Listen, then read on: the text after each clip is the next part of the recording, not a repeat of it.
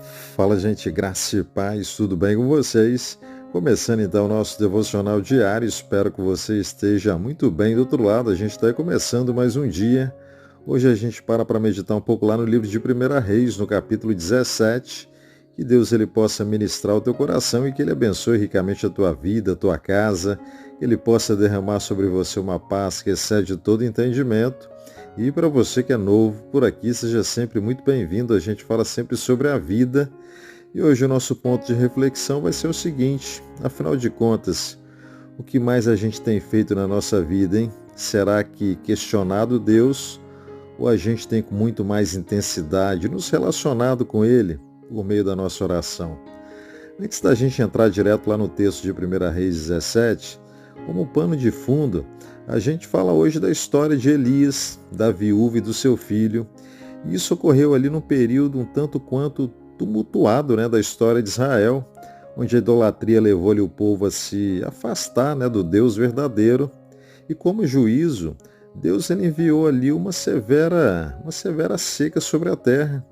E foi nesse cenário que Deus ele instruiu Elias, o seu fiel profeta, a se refugiar na casa de uma viúva, que daria a ele abrigo. E a Bíblia diz que, embora a viúva estivesse ali passando por extrema necessidade, ela obedeceu a Deus. E Deus ele providenciou ali alimento para eles durante toda a seca.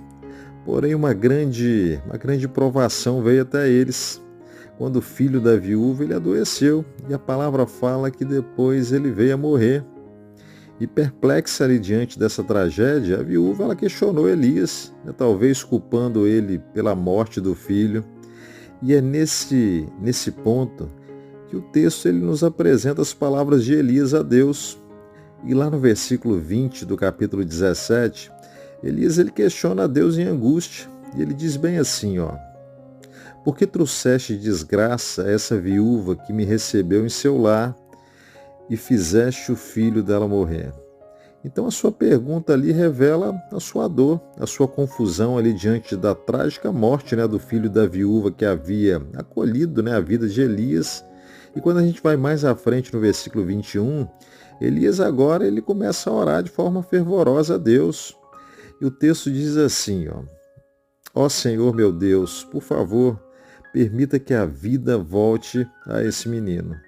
Então, em contraste com o questionamento anterior, a sua oração é um apelo humilde pela misericórdia de Deus sobre a vida daquele menino, sobre a vida daquela mãe também, E o texto ele mostra que Deus ele não respondeu à pergunta de Elias, mas ele atendeu à oração dele, ressuscitando o filho da viúva. E essa história, meu irmão, ela nos ensina uma lição profunda para a vida, que mais que questionamentos, Deus ele deseja e espera de nós que a gente venha até Ele em oração com confiança, com submissão. Assim como a viúva, muitas das vezes a gente se depara com circunstâncias dolorosas na nossa vida, inexplicáveis, que nos levam a questionar a Deus, é verdade. Mas diante da perda, do sofrimento ou da injustiça ali aparente, é natural que muitas perguntas elas brotem em nós, como talvez onde Deus está nessa situação, o que Ele está fazendo, qual é o plano dele, por que as coisas parecem tão erradas, porque isso continua acontecendo comigo. E essa luta, meu irmão, essa luta interna, ela reflete a nossa humanidade. Então, assim como Elias e como aquela viúva ali, nós ansiamos por respostas, nós buscamos por entendimento diante das provações da nossa vida. Então, o exemplo de Elias, ele nos ensina a trazer as nossas angústias a Deus, não em questionamentos acusatórios, mas em orações humildes, confiantes.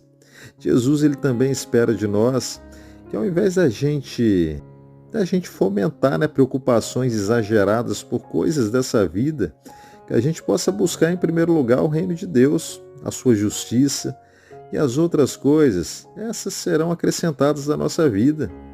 Em vez de nos consumirmos em preocupações, ansiedades, em questionamentos, a gente deve buscar primeiro o reino de Deus, e isso através da nossa oração também.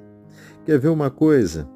Numa relação entre pai e filho, um pai amoroso ele pode não explicar todos os seus planos, as suas decisões para um filho pequeno, não é verdade? Para quem tem filho sabe.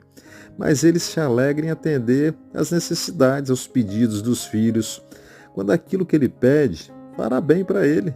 Assim funciona a nossa vida. Da mesma forma, meu irmão, o nosso Pai Celestial, ele pode não revelar todos os seus propósitos, mas ele se deleita em responder orações sinceras dos seus filhos. Então a gente aprende com essa história de Elias, da viúva e seu filho, algumas coisas para a vida. Em primeiro lugar, Deus ele pode até não responder a todos os nossos questionamentos, mas ele atende às nossas orações sinceras de acordo ali com a sua vontade, para a glória dele. Em segundo lugar, em vez da gente duvidar, a gente deve buscar trazer as nossas angústias a Deus com humildade, com confiança. Então entregue ao Senhor tudo aquilo que você está passando em oração, meu irmão. Mas aprenda a descansar nele, a confiar nele. Em terceiro lugar, é preciso buscar em primeiro lugar o reino de Deus. E você pode fazer isso por meio da tua oração, por meio de um coração quebrantado, de um coração sincero. Porque embora a gente enfrente provações e dúvidas na nossa vida, o exemplo de Elias ali, ele nos lembra de confiar em Deus, de perseverar em oração, que a gente possa deixar de lado os questionamentos, muitas das vezes orgulhosos, e que a gente possa humildemente, diante do Senhor, apresentar as nossas necessidades.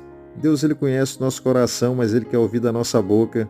Ele pode até não explicar todos os seus propósitos, mas seguramente, meu irmão, ele responderá às nossas orações com a sua infinita graça, sabedoria, que a gente possa aprender a fazer menos perguntas, menos questionamentos a Deus e que a gente possa buscá-lo mais, de uma forma mais intensa em oração, que a gente possa aprender a confiar mais nele, amém? Porque ele está cuidando de tudo. Guarda no teu coração e espero que produza bons frutos. Não esquece, amo vocês em Jesus. Que você tenha um excelente dia pela frente, que Deus abençoe ricamente a tua vida. E amanhã a gente retorna aqui de novo, tá bom? Grande abraço, fiquem todos com Deus.